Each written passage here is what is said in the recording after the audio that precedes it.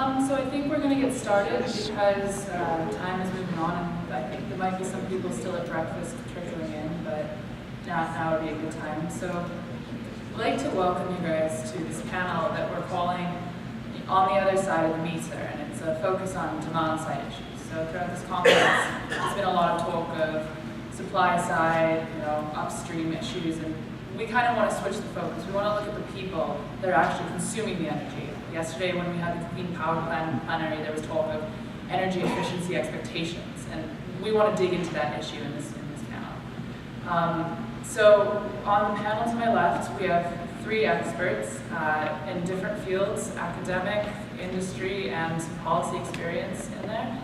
So hopefully we can get a really comprehensive insight into these kind of issues. And as we go through this panel, I'd like you guys to think about, I've asked them to focus on two components. The first, individuals, the consumers behind the meter. What kind of behavior, what kind of technologies, what kind of programs or policies affect the people like you and I who are consuming electricity? And then second, how do those things scale up from a systems perspective? So how is what's happening at the individual level affecting the entire system? I've also asked each of the three of them to consider the question, what do you envision the most important behind-the-meter or consumer-facing development might be in the next 10 years? And so I hope to hear from each of them what their opinions are, and I assume they may have different opinions from their different experiences. So rather than give a background to energy efficiency myself, I'm going to introduce Jim Sweeney as our first panelist. There is a lot to be said about Jim, and it's more in the conference bio than I can tell you here, but he's the director and founder of Stanford University's Precourt Energy Efficiency Center and professor of management science and engineering at Stanford. He's a senior fellow here at USAEE, the California Council on Science and Technology, the Hoover Institute, Precourt Institute for Energy, and the Stanford Institute for Economic Policy Research. He's a founding member of the IAEE and has held a myriad of other positions. He has a bachelor's from MIT in energy in electrical engineering and a PhD from Stanford in energy economic systems, or engineering economic systems rather. Jim's professional activities have been very broad, but his current focus is on energy efficiency. He's just publishing a book, I believe, this summer, Energy Efficiency, Building a Clean, Secure Economy. So I think there's no better person than him to kick this panel off. Jimmy?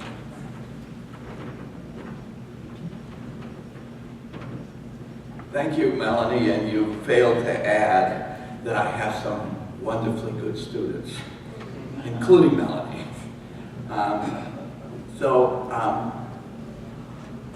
I'd like to start with just some quick background on energy efficiency. Let's see, 40. Come on, okay, just checking the time. Some quick background. This EIA data, we have some EIA people around here, that looks at the energy use. This is total energy use, not electricity, but just total primary energy use in the four consuming sectors: industrial, transportation, residential, commercial, going back to 1950, and the vertical line is 1973, the oil crisis. That shot across the bow changed everything, and you notice there's inflection points everywhere. Before, the industrial sector was growing right along with the economy, minus about 0.5%. It's flattened out ever since. The transportation, residential, and commercial. And big inflection point at the time of the crisis. We won't have time to talk about most of the things behind that, but notice that some of them have nothing to do with electricity, like the transportation sector.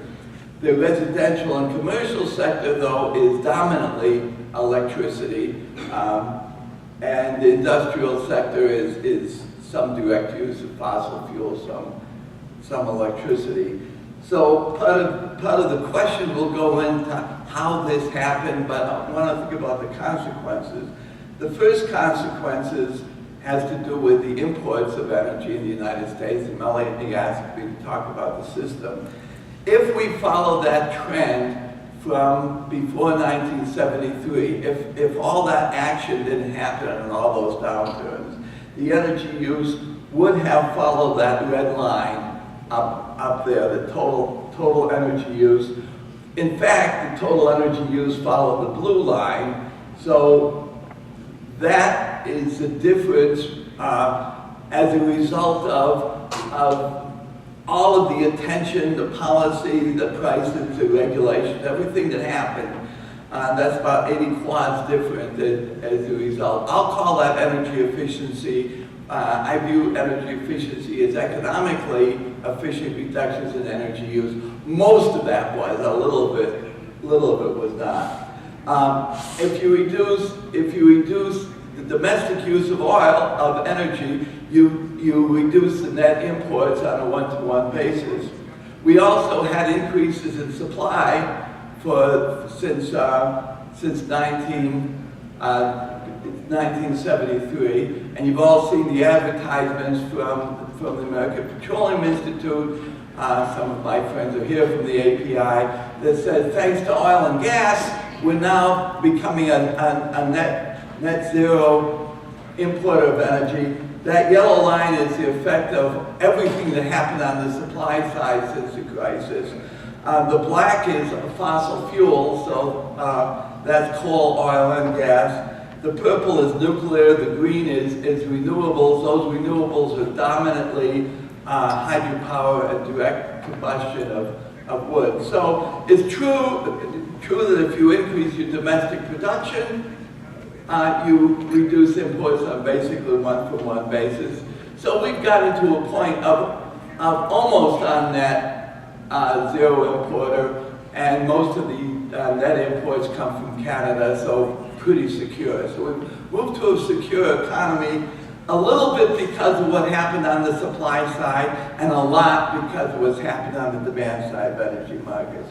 We've also, clean economy, we've also decarbonized the economy. Now, you can think about a Kaya identity as carbon dioxide can be expressed, carbon dioxide release can be expressed as a product of three things as an identity: GDP multiplied by energy per unit of GDP multiplied by carbon per unit of energy.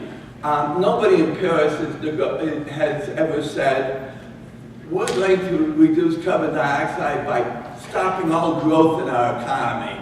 That doesn't happen. They talk about energy efficiency and the clean energy. Well, with that Kaya identity, those last two things, energy per unit of GDP, energy intensity, and carbon per unit of energy, allows us to neatly split between the supply side and the demand side.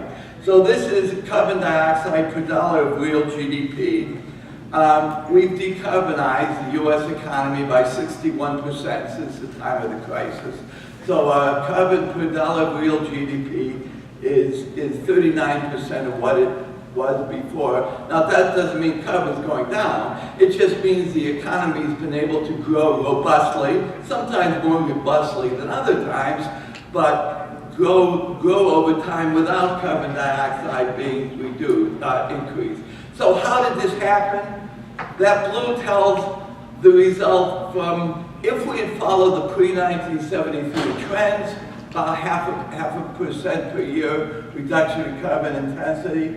The green is the result of all those turndowns that I showed before. The green plus the blue is the result of the changes in energy intensity in the economy, that second term of the Kaya identity. What that leaves what's left, that black, that's the result of clean energy, the width of that black line. That's the result of wind plus solar plus geothermal plus nuclear power plus fracking for natural gas, pushing out coal, all of those together, and hydro. Everything on the supply side is added to the thickness of that black area. Half of that is nuclear, and as you know, in the United States, nuclear is being retired faster than it's being built. So the dominant system effects of what's happened on the demand side of the market is we've decarbonized the economy, and oh yes, wind and solar and nuclear made some difference and it's so far. Hopefully in the future, that all of those renewable forms of energy will take off, but they haven't yet in a quantitative way. So that's the background, that's the systems effect. It's not all behind the meters in electricity, because it includes automobiles and a group of other things. So let me talk quickly about some instruments. First, we can think of things that have happened that's caused this and will continue to cause it. More efficient buildings. We have nudges. U.S. Green Building Council, they LEED Gold, EPA certification, nudge people. What I mean by a nudge, you have total freedom to ignore it. But it works through the brain pathways to encourage you to go to the things that are so labeled. It becomes not just the individual level, at a corporate level, you find that having a LEED certified building is an attractive thing for recruiting bright new employees, at least in Silicon Valley, a lot of places where they want an employer who walks the walk, not just talks the talk. So these certifications matter in the building. Performance ratings, where you require or cause to happen commercial buildings performance rating and disclosure. Disclosure and information allows better decision making and puts an incentive for more energy efficiency. We have, again, behind the meter, again on demand side, instruments that lead to more efficient appliances and equipment. Again, Energy Star labeling. Pool pumps reduce the use of energy by the order of 80%, rather than pool pumps that have continuously variable speed. Energy Star appliances. Again, voluntary, it's a nudge, you don't have to buy those, but it gives information about what's a energy efficient things to do. Energy labeling. You now buy a refrigerator and you have, as noticed in the middle, not just the information about the first purchase price, but the expectation of the operating price over time allows you to have better information to trade off operating cost versus capital cost. We have online appliance calculators where people can click online and if they're interested in energy use, trace down online what refrigerators may have the right trade-offs they want. The federal government has equipment efficiency standards for a lot of different appliances, and one could say, do they force economically efficient reductions? And the answer is yes. First, the laws of the United States require the regulatory agency to set a standard only when they can show that the benefits of reduced energy use for the consumer exceed the cost. And then that's at least an expectation. Margaret Taylor's done extensive work going for many appliances to see whether after the fact these regulatory impact analyses were fairly accurate. And what she's found is that for the vast bulk of the appliances, over 85%, the benefits were even greater than estimated, the costs were lower than estimated, so they were all economically efficient, or almost all of them. Operations, we certainly have now being ubiquitous, building information management systems, allow for big commercial buildings. Companies, this is from Microsoft, you have internal dashboards that allows at the central level to figure out where you need opportunities for saving money by more energy efficiency, so they can check from a central area real-time use of electricity through all their through all their buildings, alarms in there to allow them to allocate their personnel correctly. At the consumer level, we have a group of nudges, more nudges. This is an O-Power, sort of a generic one, billing that comes in with a lot of utilities. It will compare your use of electricity without those of other, quote, comparable other buildings. You don't know whether it's comparable or not. But what you do know is that you get this down here, these things that show what you are in comparison to efficient homes and all neighbors, so you can know whether you're better or worse. And if you have less energy use than the average, you get a nice smiley face. And if you have less, you get a frowny face.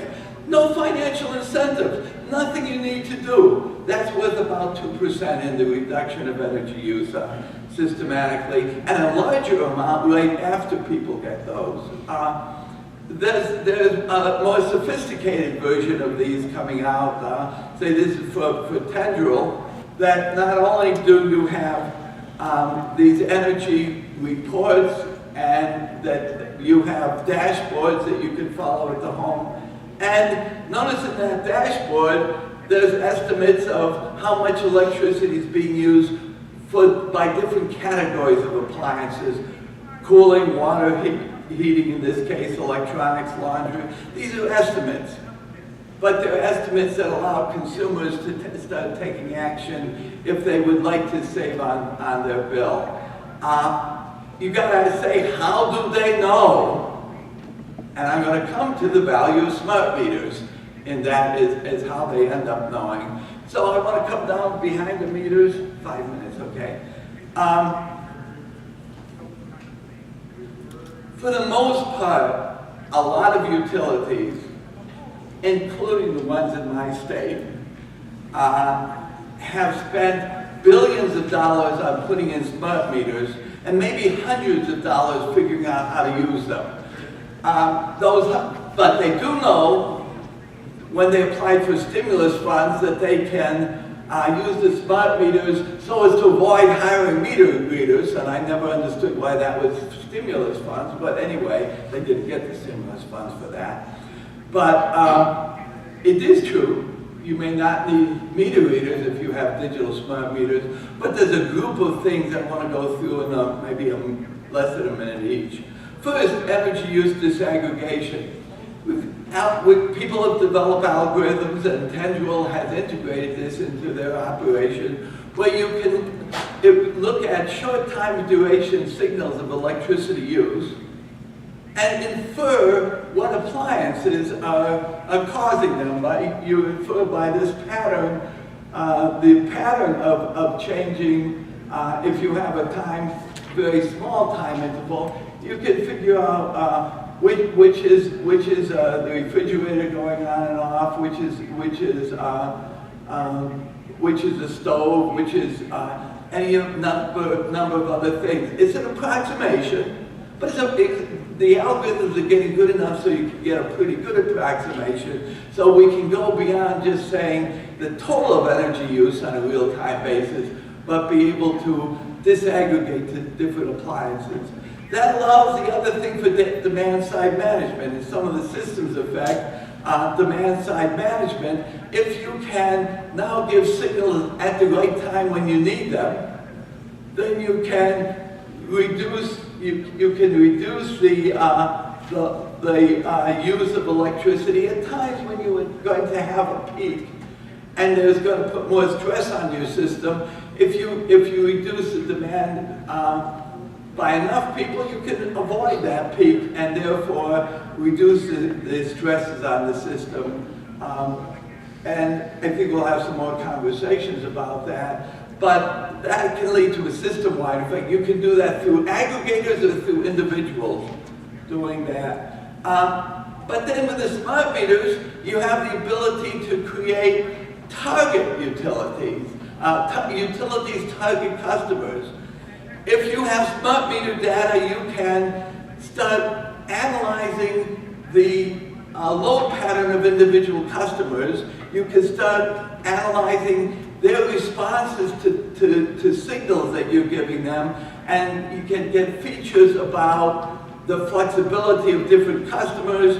You can then target your utility programs much more effectively than we've been able to so far, based upon your smart meter observations about how the different customers. This is work in progress. This is things that are recently some being developed. This is Paul at Stanford, but other people are working on that. Gamification. Gamification is very important in industry. This happens to be one we developed at Stanford called Powerhouse. It's an energy efficiency game. It's sort of a fun game, but you get bored with it pretty quickly, unless it's linked to your real-time use of electricity. The utilities, unfortunately, have made it extremely difficult in the state of California, at least, to easily get hooked up and get that real-time feedback. But with that, we have the potential to get real-time feedback linked to the game. You could have leaderboards and a lot of other things. Quick feedback. There's been the notion that smart meters, people can look at it and just get feedback on a real-time basis.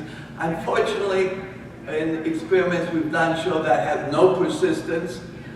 This was some experimental work we did along with Google, where we had a control group and an experimental group. The control group, the experimental group, had access to Google Power Meter on a real-time basis. They could do experiment. They could get really good information.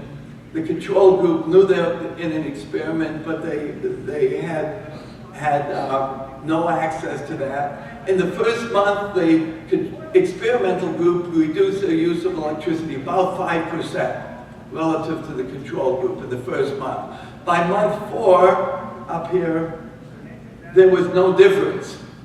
So then we said the experiment's over, but it wasn't, of course. We just lied. We could run for president that way. And we just told the control group, here they have access to Google Power Meter. So the experimental group, nothing had changed. The control group now had access to Google Power Meter, and so they were actually the new experimental group. And within a month, they were down 5% below the experimental group. For a month, by the end of 4 months, there was no difference. So what we found is you don't get the dopamine response from reading meters like you do for gamification.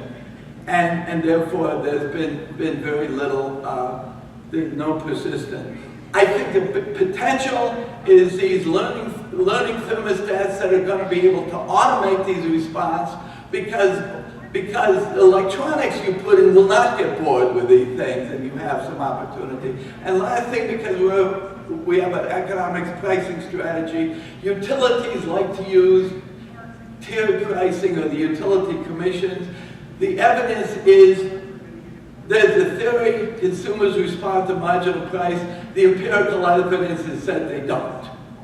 That they respond to the size of the bill. And so a big bill, people do something about it. Little bill, they don't. Marginal price seems to make no difference. Time varying price does. You need smart meters, but then again, time varying price with real time pricing. Nobody's going to sit in front of the meter and monitor it on a real time basis. But if you can automate the system, and this is where I think there's great potential, smart meters with automation and the real time pricing collectively can make a big deal of difference. So I want to just leave one thing, personal privilege sort of thing. On this website, we have a 2-hour YouTube video, which is our version, the MIT Club of Northern California, and the Band of Angels, Angel Investors, set up a 4-person presidential debate on energy policy. I happen to be simulating the Republican. I refuse to simulate the Republican candidate, but and Nancy Fund was a Democrat. I think we got more good energy debate in this than in all of the presidential candidates. So if you want to see the YouTube, there it is. Okay, thank you.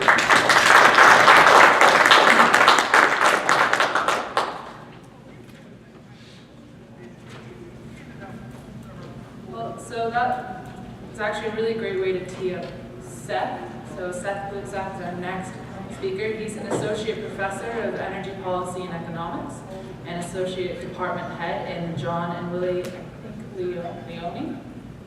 Yeah. Family Department of Energy and Mineral Engineering at Penn State University, where he also serves as the chair of the Energy Business and Finance Program. He holds an affiliation with the Santa Fe Institute, among other things. Seth has spent time as a journalist and a consultant, as well as a professor. His bachelor's is in maths and economics from Reed College, and he has a master's in economics from Carnegie Mellon University and a PhD in engineering public policy, also from CMU. And I think he's going to talk to us about an experiment.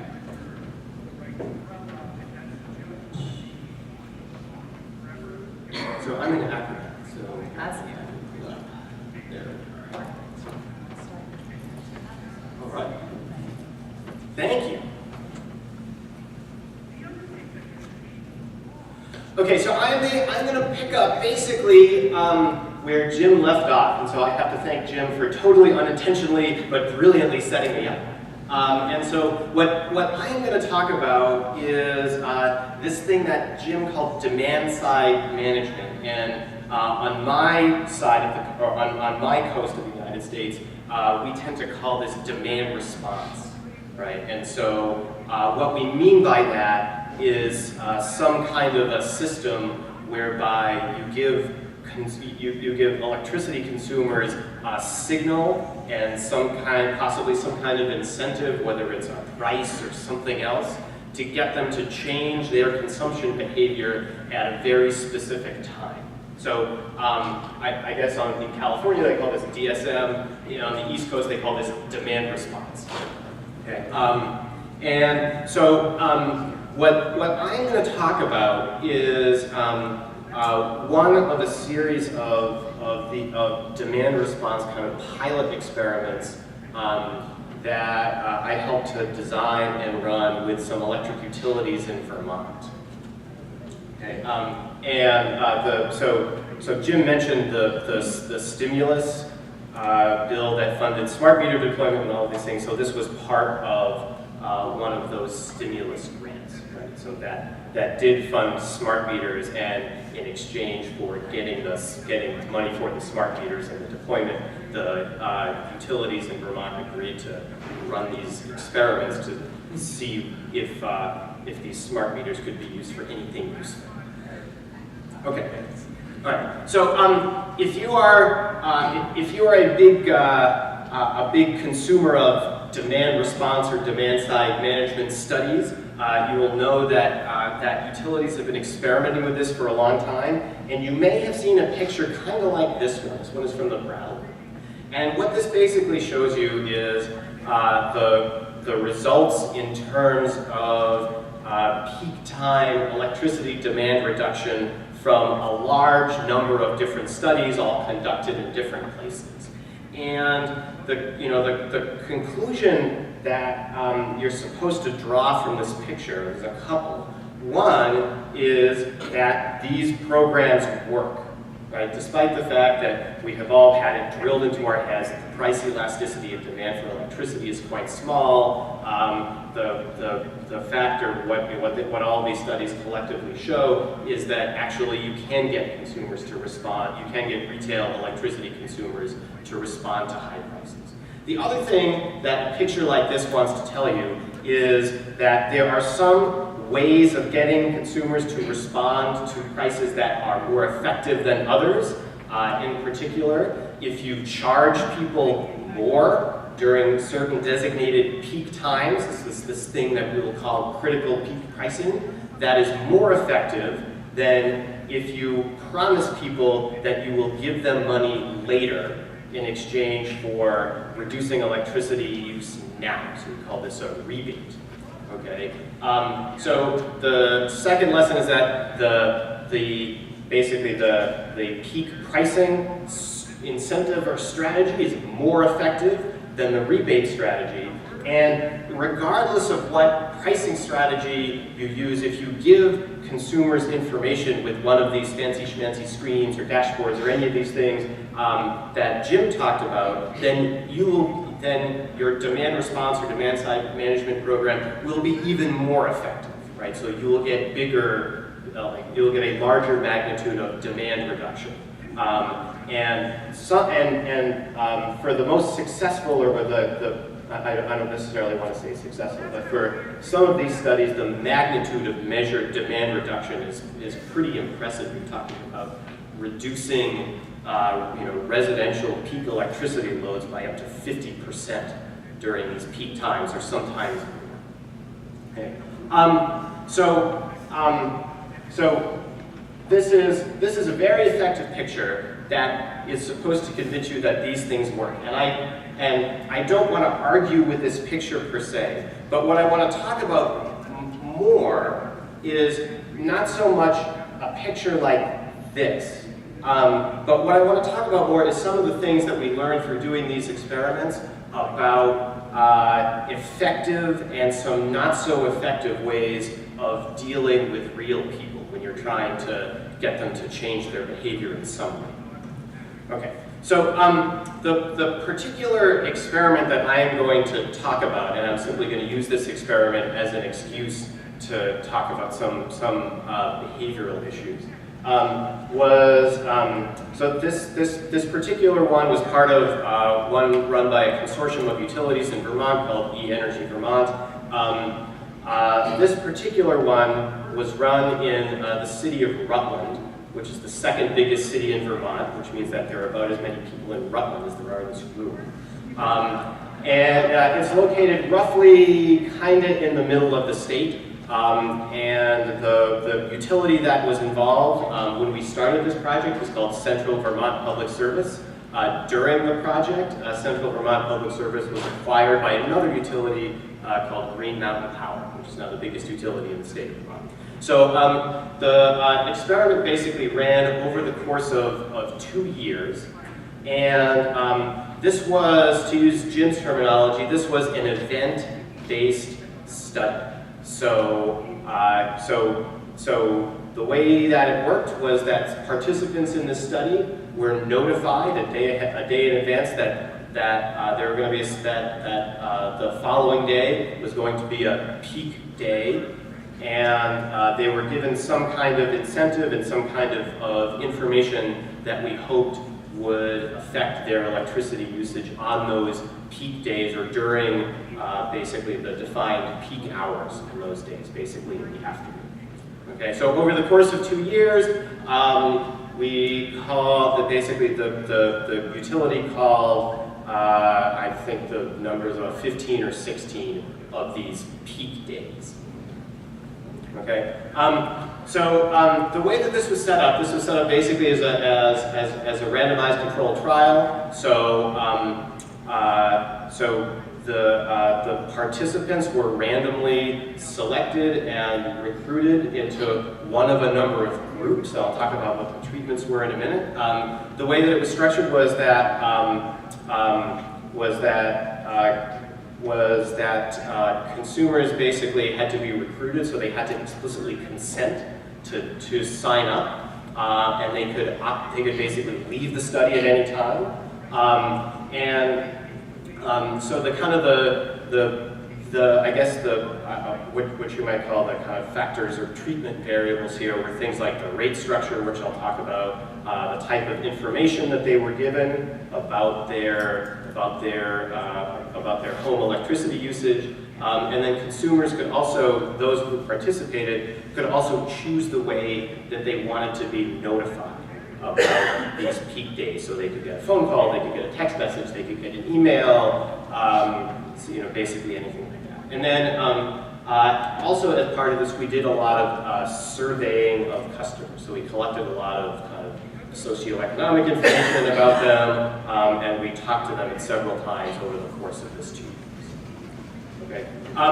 So basically the kind of structure of this design was we had a couple of different pricing treatments and a couple of different what we call technology treatments. So there was a group of customers that were assigned to basically get a peak price, so their rate would go up during these defined peak periods. We call that the critical peak price.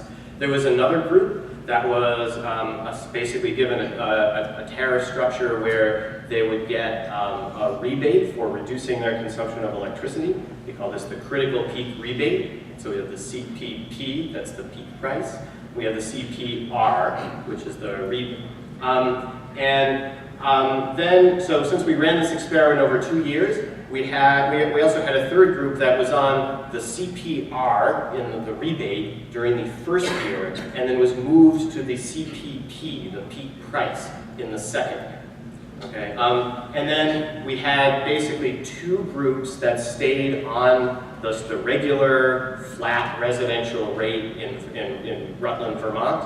One of these flat rate groups got the notifications about there being a peak day the following day. The other group was told that their other group was told that their consumption was going to be tracked as part of this study, and then we never talked to them again. So they didn't get any notifications, nothing. There was also a group of customers whose data we tracked without telling them, basically to see if there was any effect from simply telling people that they were part of an experiment. And I'm not going to really talk about that because we didn't really find anything interesting. Okay, so how did this work?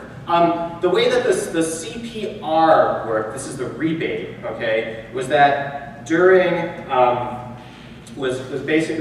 during certain hours of a declared peak day, basically 1 to 6 in the afternoon, if you exhibited measurable usage reductions relative to some calculated baseline estimated level of electricity usage, then you would receive a credit, okay, for your measured reductions during those hours. The way that the stick worked, okay, the critical peak price, was that during these same hours, 1 to 6 on these peak days,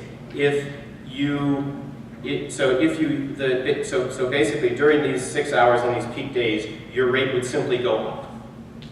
Okay, so however much electricity you used, you would simply be charged a lot more for it than during those hours on those peak days. And it's a little bit tough to tell. For customers on the CPP rate, their rate during the non-peak times actually went down by some little itty-bitty smidgen because the Vermont Public Utility Commission demanded that this rate be revenue neutral. Okay, and then for each of the pricing groups, there was, so basically for the customers that were on each of these pricing treatments, like the CPP and the CPR, there was some portion of them that were given one of these, what at the time was a kind of middle of the road, not too fancy. Remember, this is like 6 years ago that we were actually signing the contracts to get these things.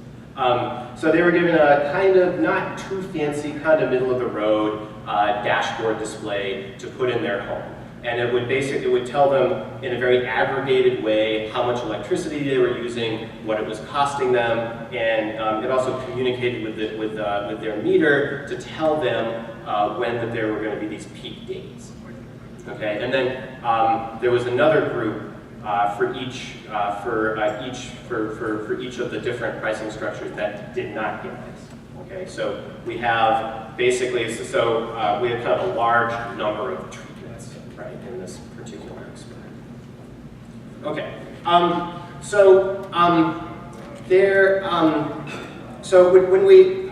I guess one lesson about doing these things is that it was very easy for me as an economist to design a study, basically sitting in my office at Penn State University. Having the study approved by the commission in Vermont was another matter entirely. And it was very interesting dealing with them because what we originally wanted to do was we basically originally just wanted to give everybody the critical peak price and to kind of test the effects of technology, okay? So the regulator in Vermont was very unhappy about this, Okay, and what they said was that, wait a second, instead of basically punishing people by beating them over the head with this stick, right, by jacking up their rate, during these summer days, okay, why don't you give them a rebate? And then if they don't do anything, then, no harm, no foul, right? And so, I mean, that was sort of interesting because that's, if you look at basically the structure of the carrot and the stick, right, you might expect that, or at least this is what kind of neoclassical economics will tell you, is that as long as you understand opportunity cost, should be exactly zero difference between the carrot and the stick, because they were structured so that the opportunity cost of the two was essentially identical, right? So if you did not respond during the peak day and you were on the stick, then basically you faced a high price. If you were on the carrot, okay, if you got the rebate, then you were basically forewent your rebate, whose magnitude was about the same as your price increase if you were on the stick.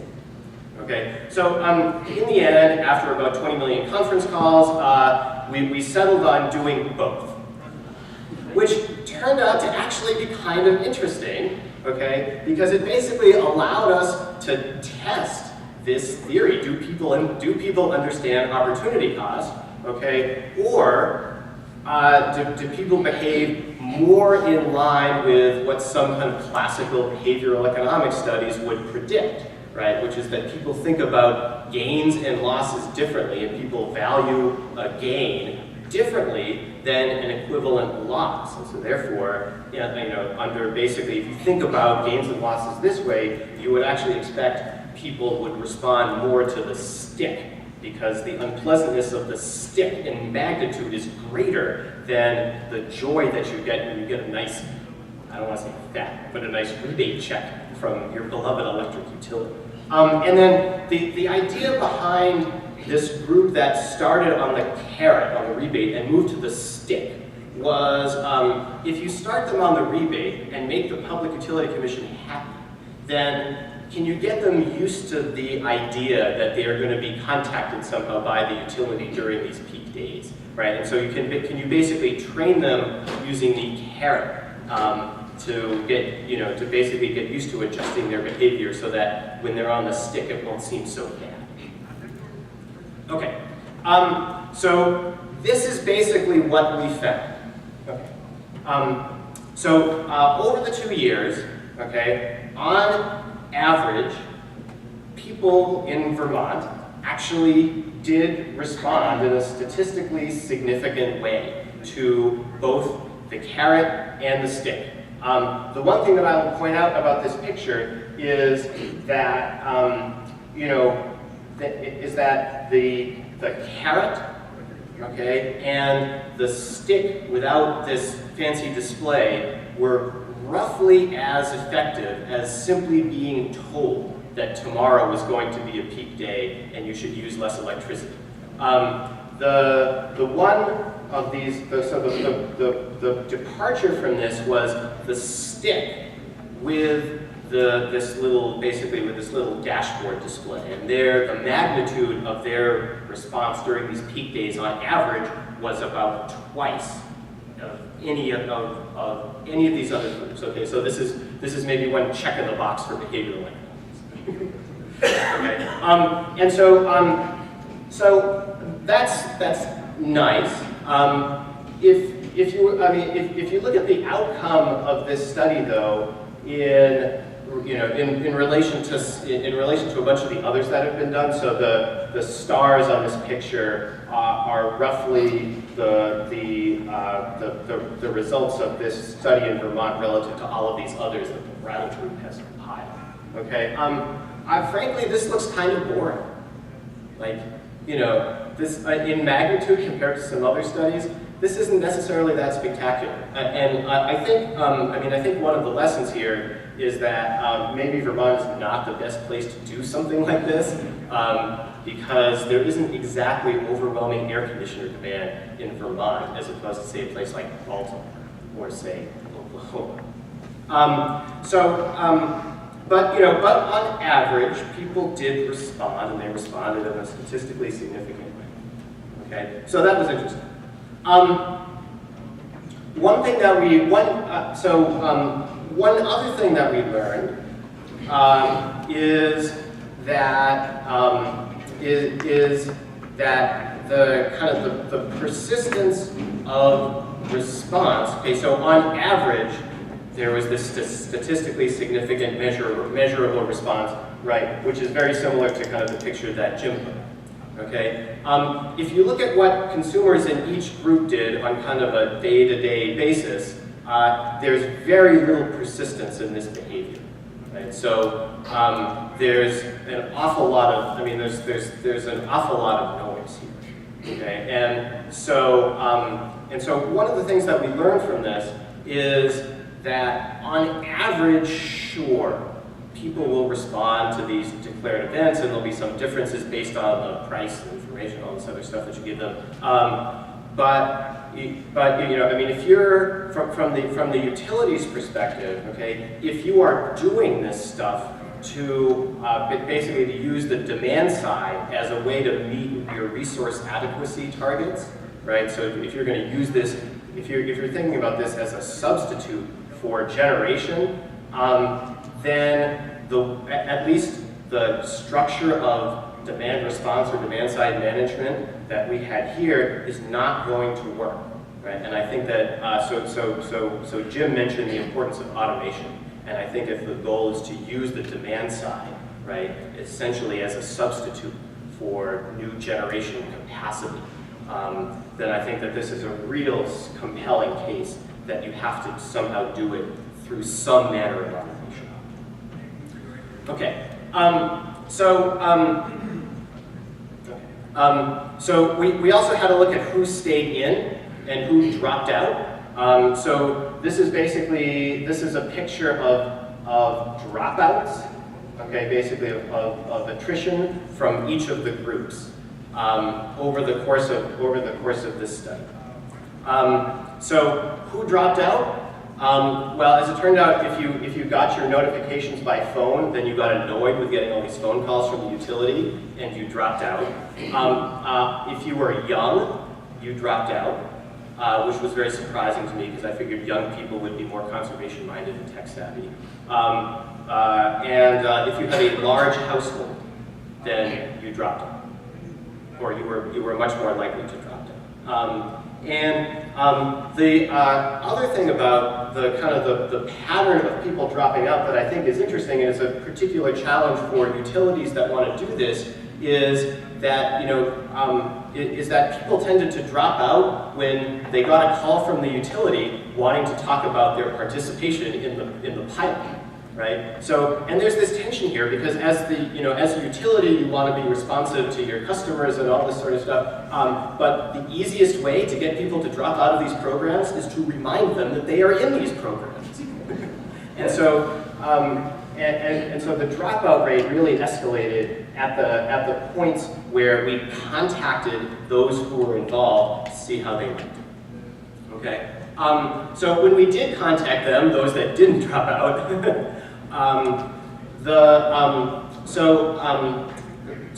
one of the things we asked them was kind of how they liked it, what they thought about it. And not that surprisingly, the rebate, okay, the carrot, was more popular than the stick, right? Because we had a lot of people in the study, all the differences are statistically significant and everything like that. So people, like customers, tend to like the carrot, okay, which made the Commission in Vermont very happy. But the stick, frankly, is just a lot more effective. And one of the other things that I thought was really interesting that came out of these surveys was that there was this pitch made to participate because on the premise that consumers would save money, right? Save money on your electric bill, sign up for this program, okay? And so we asked them kind of what they noticed about their, basically about kind of why they were continuing to participate, and so if they liked it, why did they like it? And there were just as many people who said that they liked it because they thought that that the utility service had gotten better, right? And this is interesting because this has nothing to do with the pilot. This has to do with the information that the smart meters gave to the utility. Okay, and so I think that, and so there were an equal number that said that they liked how much money that they were saving, even though actually they didn't save that much money. So I think that the perception here, kind of what consumers actually value versus how these things are pitched to them, I think that was very informative. And then finally, there's been a lot of ink spilled by economists that are a lot smarter than me about how bad these rebates are, right? Because they're inefficient and you have to come up with this hokey baseline and all this stuff. Our experience, which was a little bit internally contradictory, is that customers liked the idea of the rebate better than they liked the idea of the stick, but they don't understand how the rebate works. And so when we asked consumers what they thought, who were on the rebate program, what they thought of the rebate program, right? The words that they used, basically the second most frequent word that they used or phrase that they used was "I don't know," right? Or "I don't understand." Okay, and that was very different than the words and phrases that people who were on the stick used, right? So the stick was less popular, but I think it does have this advantage of being more transparent. Okay, so I think what we learned from this is that on average, right, you can use things like economic signals to get people to respond. If you want them to respond on a consistent basis, you have to use some kind of automation. I think, as Jim said, information can be useful, okay, but it also can become very overwhelming very quickly. And there's this kind of fine line between information and utter confusion. And so, as fancy as these things get, I mean, the kind of main advance that I see that has to happen is that all of these systems, right, and maybe Nest is sort of getting there, is that they effectively have to be as easy as making coffee. And because otherwise, not only will people get bored, they will just get ultimately confused. And so the last thing I want to finish up with is, as economists, right, we're very drawn to the idea of using prices as a tool to influence behavior. And one of the interesting things we found here was that people were drawn into these experiments by the promise of saving money, but they didn't actually save all that much money, right? Like the typical customer saved like a dime every day that they responded to this peak event call. And so I think a question, and Jim touched on this too, is not just what exactly motivates what exactly motivates consumer behavior here, but given that in most places electricity isn't that expensive and the monetary savings are not that large, does the promise of monetary savings actually make people's decisions more or less complicated? Does it simply throw something in there that actually makes it more difficult to think about making behavioral choices? So with that, I'll let Jeff go.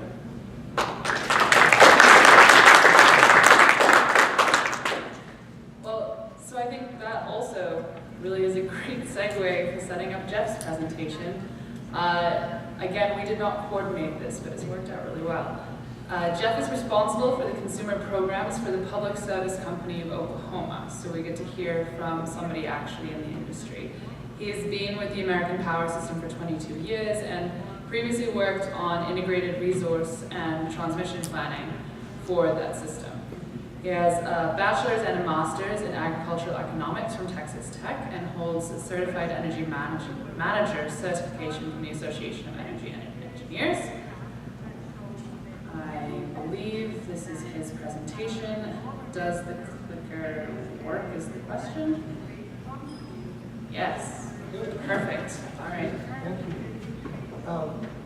Definitely an honor to be here to get to speak with you all and being kind of the host electric utility here in Tulsa.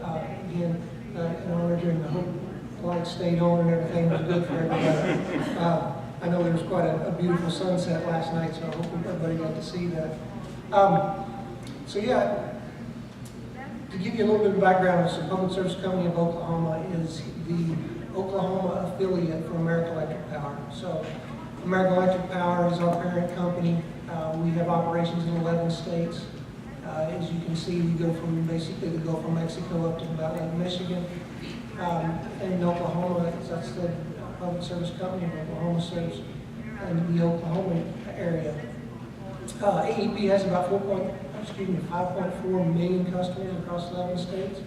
Almost in all of the states, it's more regulated utilities for the most part, but there is some differences across the states. We've got about 32,000 gigawatts of capacity in the AEP system. So honing in a little bit on PSO particularly, PSO serves about 30,000 square miles of service area. We've got about 10% of AEP's customers, 500,000 customers, and we have a sales of about 19 billion kilowatt hours. And our overall system peak is around 4,000 megawatts. PSO has a generation capacity of 4,200 megawatts. Of that, we're very proud to say that we've got 1,137 megawatts of wind, so renewable energy. We've actually got an RFP on the street right now for another 100 to 300 megawatts of wind. Anyway, we employ about almost 1,600 people in the Oklahoma area. So both the two sides of the meter. When I got asked to be on this panel, it was very exciting because generally everything is supply side oriented. In part of this presentation, I'll talk about some of the supply side things, but try to focus as much as I can on the demand side. When you think about the demand side issues, kind of put them in three different categories, looking at consumption and the volume and behavior of how the energy is used, and we think of modifying that behavior and consumption based on rebates and incentives, as Seth mentioned. We also look at customer expectations and see the changing expectations in technology. And a lot of that comes right back to the smartphone. Everybody wants to be able to control and understand what they're doing and what they're using on the simple little device that they carry in their pocket nowadays. We have the challenge of the desire folks to want to be sustainable. You get a lot more distributed energy resources, or people that believe they need some kind of distributed energy resource. So that's one of the challenges that we worked with on the demand side of the meter. So when you think about the path or the vision for the utility of the future, we kind of think we know what the utility of the future should look like, but when you get into the details, it's really kind of difficult to figure out exactly what the utility of the future looks like. This here is just some of the words that you hear around the utility grid, and you think about the different options in the grid. People, as we talked about smart meters, PSO's actually just finished deploying smart meters across the system here in 2016, and I'll talk a little bit more about that later. But everybody expects the grid to always be on. They expect it to be reliable. They expect it to be safe. They expect electricity to be affordable. So you've got all these different demands and complex issues that we really think of the grid as pretty simple. It's just wires, but in reality, there's a lot of demands on the system, and policy issues become a challenge for the grid. So strategically, we know that we've got a renewed interest on the customer, and that's part of this panel discussion is on the customer side of the meter. That interest is driven by the customers' and stakeholders' desire for a cleaner, more efficient energy resources. They expect in improving reliability and resilience, transforming the grid into more renewable, greener, more modular. At the same time, our regulators look for us to try to reduce risk, and so does the investors. And then, delivering those smart energy technologies and services is what really customers want. And so the pictures here, as you can see on the left, is Wind Choice. It's a renewable offering that we have, so you can purchase basically your power from renewable RECs. And we call that Wind Choice, and that works for any kind of customers. We also